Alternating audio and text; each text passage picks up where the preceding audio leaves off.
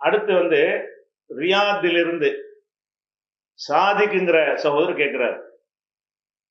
என்ன கேட்கிறாருன்னு கேட்டா இந்த கேள்வியை கேளுங்க. அஸ்ஸலாமு அலைக்கும் வரஹ்மத்துல்லாஹி வபரகாத்து. நான் மதுரையிலிருந்து இப்ராஹிம் என்கின்ற உமர் ரசீன் பேசுகின்றேன். நாகூர் ஹனீஃபா பாடலில் ஒரு நாள் மதீனா நகர்தனிலே என்ற பாடலில் உக்காஷா என்பவர் நபிகள் நாயகம் ஸல்லல்லாஹு அலைஹி வஸல்லம் அவர்களிடம் தன் மீது சாட்டை அடி விழுந்து விட்டதாகவும் அதை திரும்ப நான் தங்கள் மீது அடிக்க வேண்டும் என்று கூறி நபித்துவத்தின் இறுதி முத்திரையை பார்ப்பார்கள் என்று அந்த பாடலில் கூறப்பட்டுள்ளது. அந்த சம்பவம் உண்மைதானா? ஏனென்றால் நபிகள் நாயகம் ஸல்லல்லாஹு அலைஹி வஸல்லம் அவர்களிடம் நான் அந்த முதுகில் உள்ள நபித்துவத்தின் முத்திரையை பார்க்க வேண்டும் என்று அந்த சஹாபி கேட்டிருந்தாலே உடனே காண்பித்திருப்பாரு. அதற்கு இப்படி சுத்தி வளைத்து ஒரு நாடகம் நடத்த வேண்டுமா? இந்த சம்பவம் உண்மைதானா? அதை பற்றி சற்று விளக்கவும். அஸ்ஸலாமு அலைக்கும் வரஹ்மத்துல்லாஹி வபரகாத்து. மதுரையிலிருந்து இப்ராஹிம்ங்கிறவர் கேட்கிறார். என்ன கேட்கிறாருன்னா, நபிகள் நாயகத்தை உக்காஷா என்கிற ஒரு நபித்தோழர் வந்து சவுக்கால் அடித்ததாக நாகூர் ஹனீஃபா ஒரு பாட்டு படிக்கிறார். இது உண்மையா அப்படின்னு கேட்கிறார். அதாவது நாகூர் ஹனீஃபாவுடைய பாடல்கள்ல இது ஒரு பாடல். அந்த பாட்டை மட்டும் அவர் என்ன செய்வார்னா ஒரு கதையை விட்டு தான் பாட்டை படிப்பார். நாகூர் ஹனீஃபா என்ன செய்வாரு, ஒரு நாள் அது பாட்டை படிக்க மாட்டாரு. ஒரு நாள் மதீனா நகர்தனிலேன்னு அந்த பாட்டுக்கு முன்னாடி ஒரு லெக்சர் ஒன்று அடிப்பார். இவர் பார்த்துக்கிட்ட மாதிரி அந்த சம்பவத்தை என்ன செய்வார், விளக்குவார். என்ன சம்பவம், அவர் சொல்ற சம்பவம் என்னன்னு கேட்டா, நபிகள் நாயகம் வந்து மரண நேரம் நெருங்கிருச்சான். நிறந்த உடனே சஹாபாக்கள்லாம் கூடி இருந்தாங்களாம். கூடி இருக்கும் பொழுது அப்ப நபிகள் நாயகம் கேட்டாங்களாம், நான் மரணிக்க போறேன், நான் யாருக்கும் அநீதி இழைத்தவனாக மரணிக்க விரும்பல, உங்களுக்கு நான் பொருள் விஷயமாகவோ மானம் மரியாதை விஷயமாகவோ அல்லது உங்கள் உடலை தாக்குற அந்த மாதிரி விஷயங்களாகவோ நான் அநீதி இழைத்திருந்தால் அவர்கள் என்னிடத்துல இங்கே கணக்கு தீர்த்துக்கிறங்க. நான் ஏதாவது 3 ரூபா வாங்கிட்டு தராம இருந்தா இப்போ நீங்க வாங்கிக்கிறங்க. உங்களை நான் அடிச்சுட்டு நான் அதுக்கு மன்னிப்பு கேட்காம இருந்தா இப்போ என்ன செய்யுங்க, நீங்க என்னை வந்து நீங்க கணக்கு தீர்த்துக்கிறங்க என்று நபிகள் நாயகம் சஹாபாக்கள்லாம் கூடி இருந்தாங்களாம். அப்படி உருக்கமா பயங்கரமா நாவல் பேசுவார். அப்ப பேசி இந்த பாட்டும் படிப்பார். ஒரு நாள் மதீனா நகர்தனிலன்னு படிப்பார். அப்ப வந்தவுடனே நபிகள் நாயகம் சொன்னவுடனே எல்லாம் சும்மா அப்படி இருக்கிறாங்களாம். உடனே உக்காஷான்னு ஒருத்தர் எந்திரிச்சாராம். எந்திரிச்சு, நபிகள் நாயகமே, உங்களுக்கும் எனக்கும் ஒரு விவகாரம் இருக்கிறது, நான் கணக்கு தீர்க்க வேண்டும் அப்படின்றாராம். என்னப்பா விவகாரம்? நீங்கள் நான் ஒரு பிரயாணத்தில் போய் கொண்டிருக்கும் பொழுது நீங்கள் ஒரு சாட்டையால் உங்களுடைய குதிரையை அடித்தீர்கள், அது என் மேலே பட்டு விட்டது. நீங்கள் வேண்டுமென்று அடித்தீர்களா தெரியாமல் பட்டதா என்று தெரியாது. நீங்க என்னை அடிச்சதுனால நான் உங்களை அதே மாதிரி அடிக்க வேண்டும், சவுக்கால் உங்களை அடிக்க வேண்டும், கணக்கு தீர்க்கணும்ல சொன்னீங்கல்ல, அப்ப நீங்கள் என்னை அடிச்சிட்டீங்க சவுக்குனால நான் அடிக்கணும்னு சொன்னாங்களாம். உடனே நபிகள் நான் என்ன செஞ்சாங்களாம், அப்படியா அப்படின்னு சொல்லி உடனே சொல்லி பாத்திமாட்ட போய் சவுக்கை வாங்கிட்டு வாங்க, மகள்கிட்ட போய் சவுக்கு ஒன்று வாங்கிட்டு வாங்கன்னு சொன்னாங்களாம். உடனே போய் என்னத்துக்கு சவுக்குன்னு கேட்ட உடனே அவங்க எல்லாம் புலம்புறாங்களாம். எதுக்கு இந்த சவுக்கு வாங்கிட்டு போறீங்க? உங்க தகப்பனார் அடிக்க போறாரு, இவர் உட்காசு அடிக்க போறாரு, என்ன வேண்டாம் அடிக்கட்டும், எங்க தகப்பனார் அடிக்கிற அவங்க அதுக்கு புலம்புனாங்களாம். அதுக்கப்புறம் அந்த பேரப்புள்ள 2 பேரும் வந்துகிட்டு, எதுக்கு எங்க தாத்தாவை நீங்க அடிக்க போறீங்க, எங்களை வேண்டாம் அவர் அடிக்கட்டும், அவர் விட்டுருங்கன்றாங்களாம். இப்படி ஒரு கதை ஓடுது, புராண கதை மாதிரி என்ன செய்கிறது, இது ஓடுகிறது. ஓடி கடைசி என்ன ஆகுதுன்னு கேட்டா, அவரு முடியாதுதானாம். அவர் அடிச்சதுக்கு நான் எப்படி உங்களை அடிப்பேன்? என்னை அடிச்சது நபிகள் நாயகம் அடிச்சிருக்கிறாங்க, அதுக்காண்டி மகள் அடிக்க முடியாது, அதுக்காண்டி பேரன் அடிக்க முடியாது. அபூபக்கர் உமர்லாம் போட்டிக்கு வந்துட்டாங்களாம். ஏப்பா அவங்கள அடிக்க, என்ன அடிச்சுட்டு போப்பாண்டு, உங்களை எதுக்கு நான் அடிக்கணும், அவர் தான் அடிப்பேன் இப்படின்ட்டு நபிகள் நாயகத்தை அவர் புட்டிவாதம் முடிக்கிறாராம். உடனே சரி அடிப்பாண்ட உடனே அவர் என்ன செஞ்சாரா, நீங்க இப்படி அடிக்க மாட்டேன், சட்டையெல்லாம் கலட்டுங்க அப்படின்னாராம். எதுக்குப்பா சட்டையை கலட்ட சொல்ற? நீங்க என்னை அடிக்கும்போது அந்த சட்டை இல்லாம தான் நான் இருந்தேன், அதனால அதே மாதிரி உங்களை வந்து என்ன செய்யணும், சட்டை இல்லாம தான் உங்களை அடிக்கணும்னாராம். உடனே அது ஒரு சொல்ல சட்டையை கலட்டினாங்களாம். கலட்டின உடனே அவங்க முதுகுல வந்து நபிங்கிறதுக்கு சீல் வச்சிருக்கான், முத்திரை. அதை பார்க்கறது அவங்களை வந்து டிராமா பண்ணார் அவர்.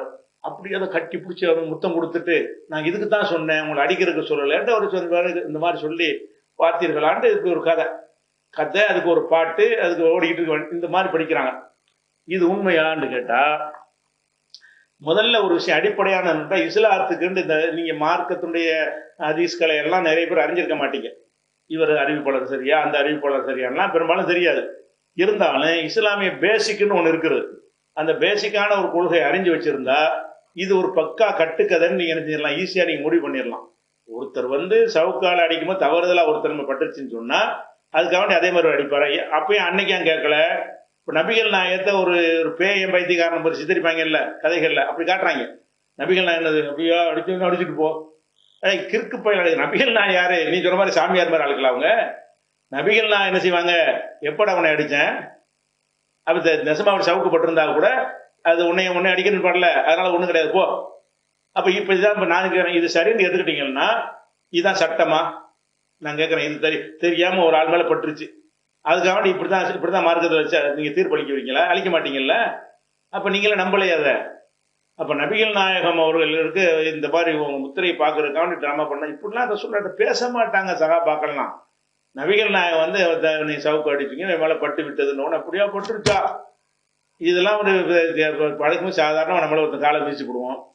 10 வருஷம் கழிச்சு வந்து நீங்க ஒரு நாள் என் காலை மிதித்தீர்கள், இப்ப நான் அதே மாதிரி உங்களை மிதிக்க போறேன். அப்ப என்னடா செஞ்ச?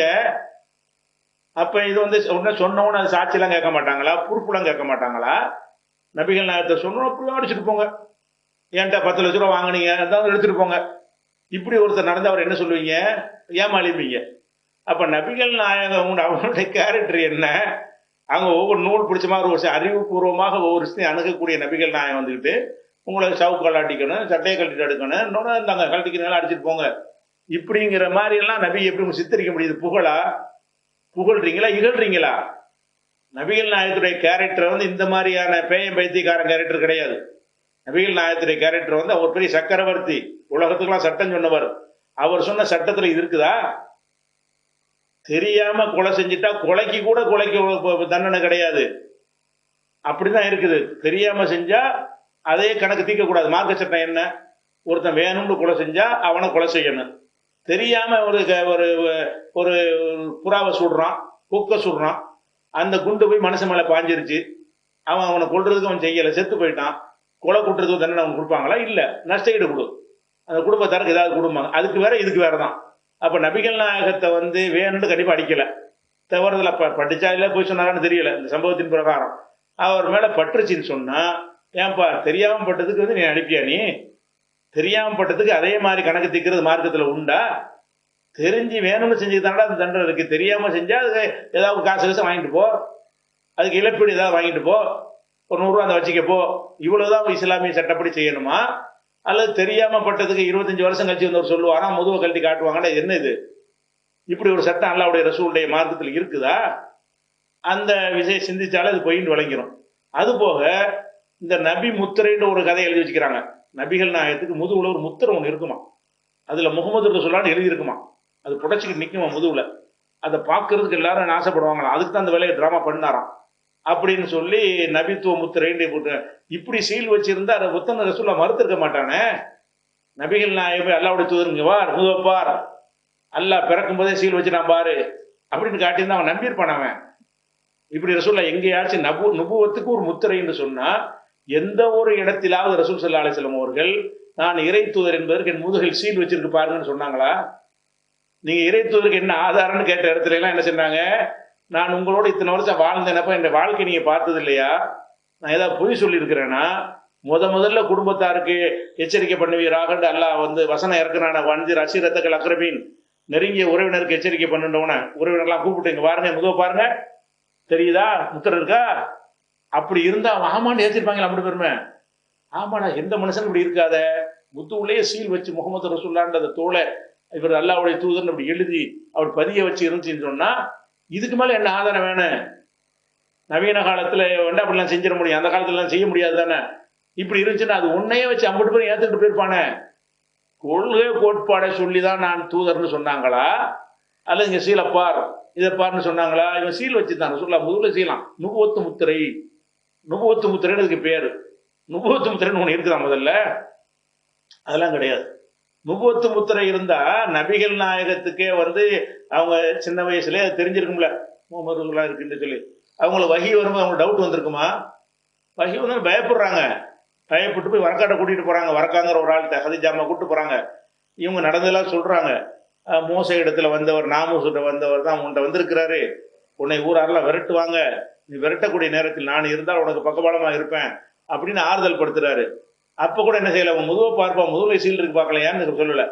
ஹதீஜா நாய் கூட என்ன செய்யல, ஆறுதல் படுத்தும் போது நீங்க எதுக்கு கவலைப்படுறீங்க, உங்களுக்கு தான் அல்ல முத்திரை குத்திட்டானே, முகமது ரசூலுல்லாஹ்னு முதல்ல முத்திரை குத்தி வச்சிருக்கிறானே, அப்ப நீங்க ஏன் கவலைப்படுறீங்க? இந்த ஹதீஜா நாய்க்கு ஆறுதல் சொன்னாங்களா?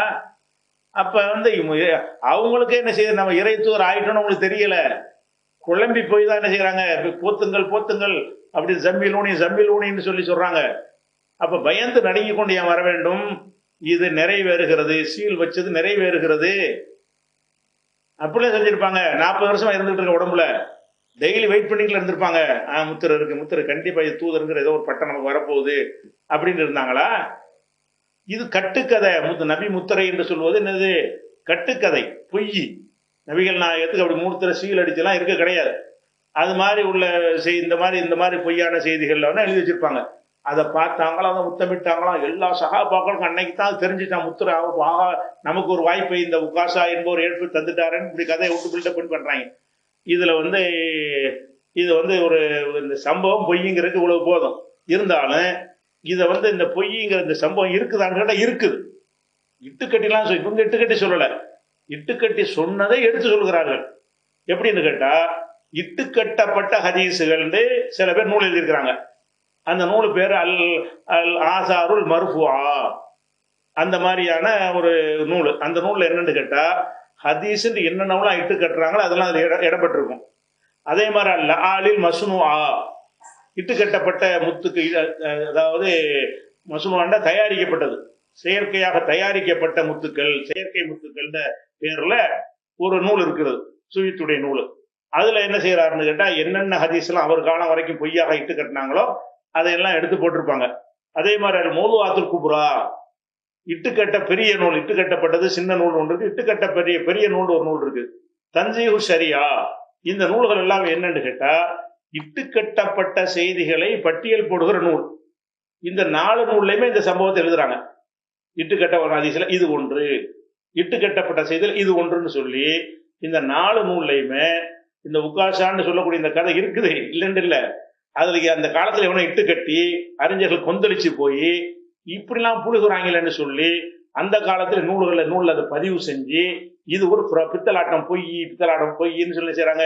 ஒவ்வொருத்தரும் அது அந்த முத்திரை தான் வச்சிருக்கிறாங்க, நபுவத்து முத்திரை வைக்கல. இட்டுக்கட்டப்பட்ட ஹதீஸுங்கிற முத்திரை குத்திட்டு போயிட்டாங்க. அந்த மாதிரி ஒரு விஷயம் இருக்குது. இதுல தபுரானிங்கிற நூல்ல இதை பதிவு செஞ்சிருக்கிறாரு. இதை செய்யறவர் யாருன்னு கேட்டா, அப்துல் முன்ஐம் இத்ரீஸ் இப்னு சினான் என்பவர் இதை அறிவிக்கிறார். இவர் யாருன்னு கேட்டா, பொய்யர் என்று சந்தேகிக்கப்பட்டவர். அதாவது நபியின் பெயரால நல்லா பொய் சொல்லுவாரு என்று இவர் அறிவிச்சால் இட்டுக்கட்டுன்னு அர்த்தம். இவர் என்ன செய்வார்னா, நபி சொன்னதாக துணிஞ்சு பொய்யை விட்டு அடிப்பார்.